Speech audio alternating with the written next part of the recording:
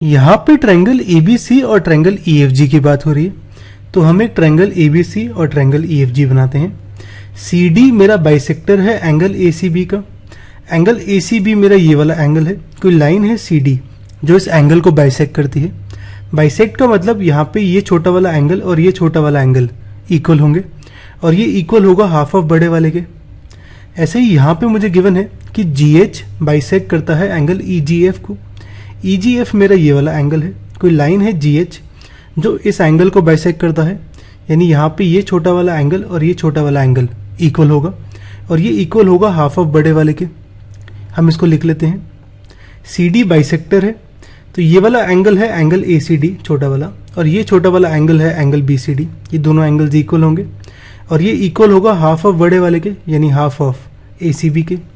ऐसे ही GH bisector है तो यहाँ पे ये वाला एंगल एंगल एफजीएच, ये वाला एंगल एंगल ईजीएच, ये दोनों एंगल्स इक्वल होंगे और ये इक्वल होगा हाफ ऑफ बड़े वाले के यानी हाफ ऑफ एंगल ईजीएफ के।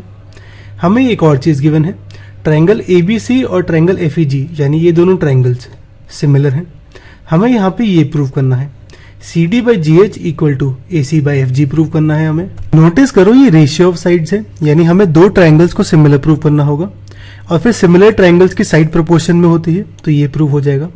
अब हमें एक ऐसा ट्रायंगल लेना होगा जिसकी साइड हो सी डी और ए सी और एक ऐसा ट्रायंगल लेना होगा जिसकी साइड हो जी एच और एफ जी।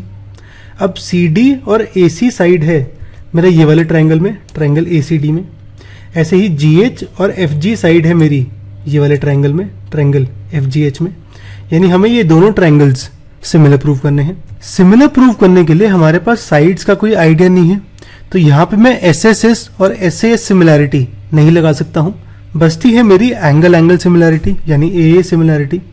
यानी हमें इन दोनों ट्रायंगल्स में दो एंगल्स इक्वल करने पड़ेंगे।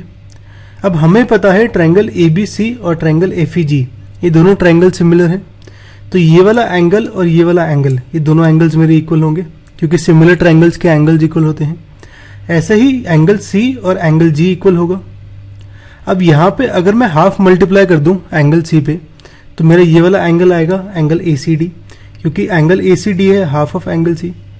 ऐसे ही अगर मैं एंगल जी से हाफ मल्टीप्लाई कर दूँ तो ये आएगा एंगल एफ जी एच यानी ये वाला एंगल।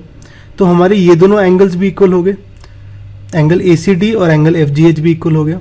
तो इन दोनों ट्रायंगल्स में हमारे ये दोनों एंगल्स इक्वल हो गए। तो यहाँ पे ए सिमिलैरिटी से ये दोनों ट्रायंगल्स सिमिलर हो जाएंगे। इसे देखते हैं हम। अब इन दोनों ट्रायंगल्स ए बी सी और एफ ई जी की बात करें तो यहाँ पे corresponding angles of similar triangles equal होते हैं। तो मेरा एंगल ए और एंगल एफ इक्वल होगा, ये होगी हमारी फर्स्ट इक्वेशन। ऐसे ही एंगल सी और एंगल जी इक्वल होगा, ये हो गई हमारी सेकेंड इक्वेशन। अगर हम सेकेंड इक्वेशन की बात करें तो मैं हाफ मल्टीप्लाई करता हूँ बोथ साइड्स, ये कुछ ऐसा आ जाएगा। Half of angle C equal to half of angle G. अब हमें पता है सी डी बाइसेक्ट करता है एंगल सी को, तो यहाँ पे ये वाला angle angle A C D ये छोटा वाला ये होगा हाफ ऑफ एंगल सी, तो इसकी जगह लिखता हूँ मैं half angle A C D.